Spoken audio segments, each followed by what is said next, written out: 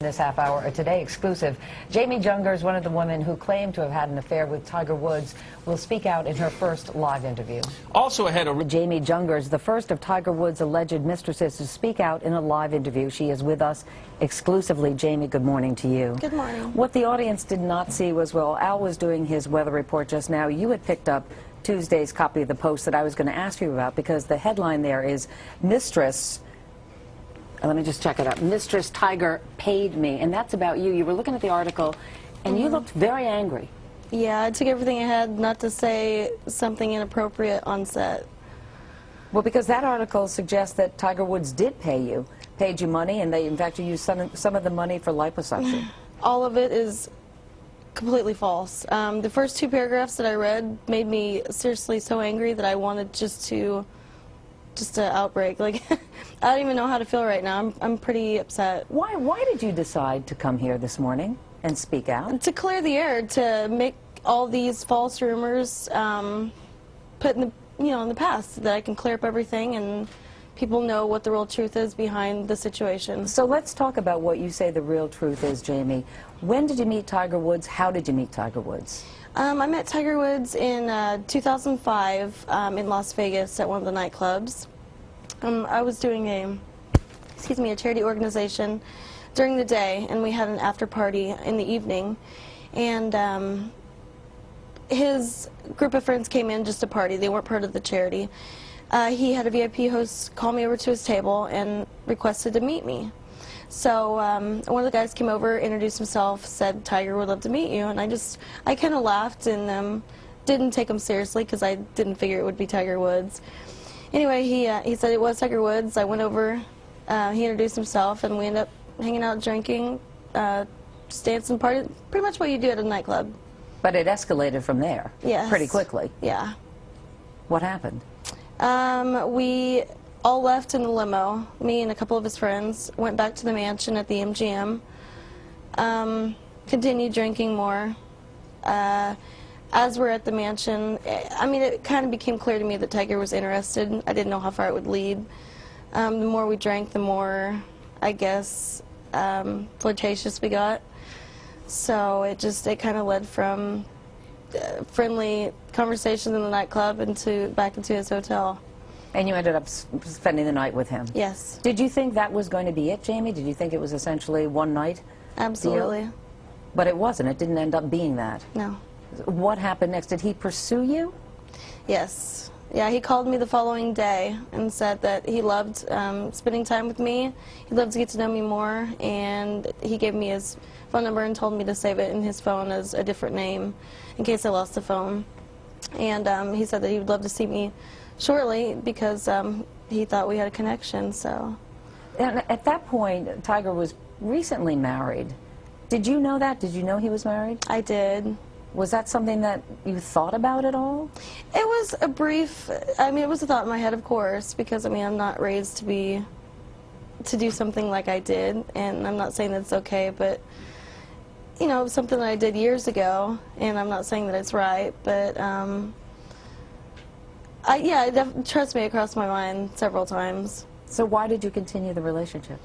I'd had a crush on Tiger for years. I'm not a huge sports fan, but I do watch sports, and I've had a crush on him for a while, and I was very excited and honored that he wanted to meet me and had interest in me. How would you describe the relationship that you had with him? It went on for, what, a year and a half? Yes. Every time we saw each other, it was like we became more and more comfortable with each other. It just became more of an actual relationship, boyfriend-girlfriend relationship. Did he ever talk to you about his wife? Ever mention her? No. The one time that his wife was mentioned was the first day that I met him and that we hung out, and I'm the one that asked him about her.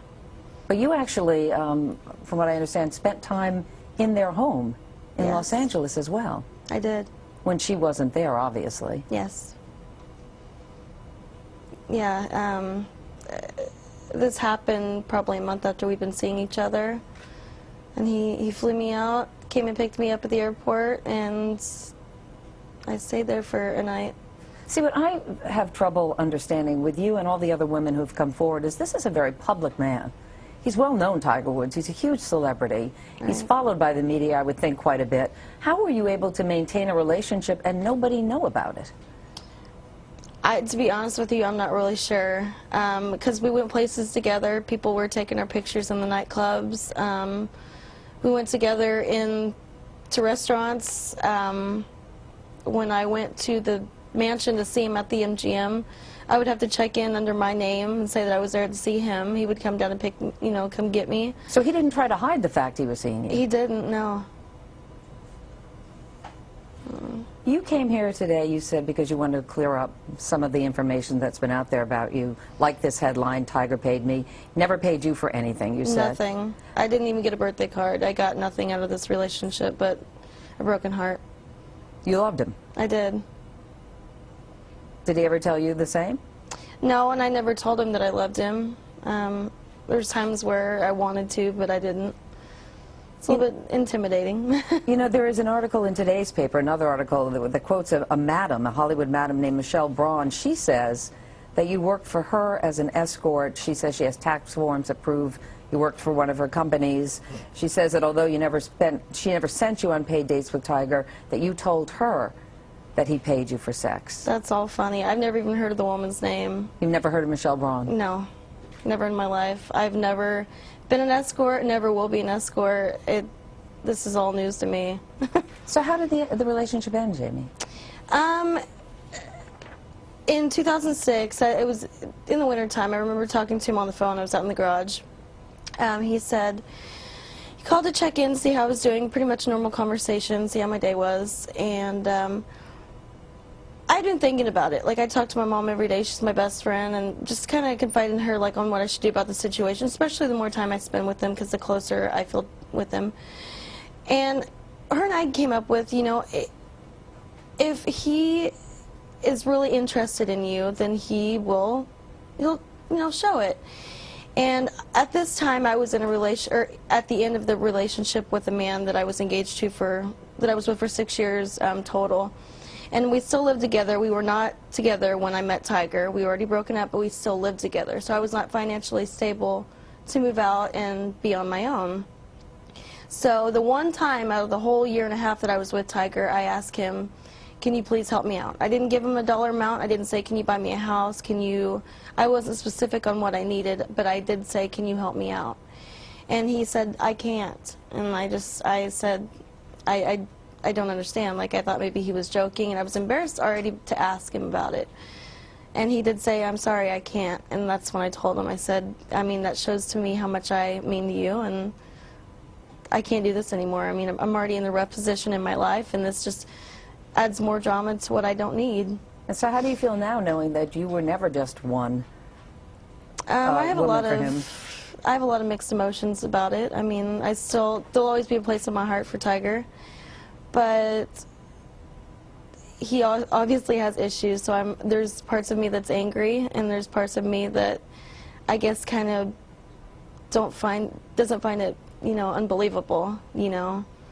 But I guess out of all, I'm pretty heartbroken. Do you feel responsible, though, for some of the heartbreak that his wife is feeling right now? Yes and no. I mean, I wouldn't want somebody to do it to me, so I guess I can, but I'm not going to take the full blame for this, you know, and I never wanted this to come out.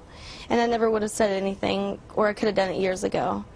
You know, this was something that happened between him and I didn't feel like everybody needed to know, but with everything going around today, all the false rumors, I needed to come on national TV and just to say that they're not true. And I mean, I have to ask you, we're running out of time here, that you obviously have not been paid by NBC News for this interview. No. Have you profited at all from this story? No. You haven't received $1 for Not telling this $1. to Not $1. Would you sell your story? No, to be honest, I don't think I would, because I actually didn't want this to even come out. The only reason I'm on here this morning is to clear up what's out today, the false information, to clear up pretty much everything that's negative, because it's all 99% not true. Do you think he got what he deserves? I don't want to be the one to say that. I don't want to be the one to judge, so I don't know. All right, Jamie Jungers, thank you so much for joining us this morning. We appreciate it. Thank you. And you can see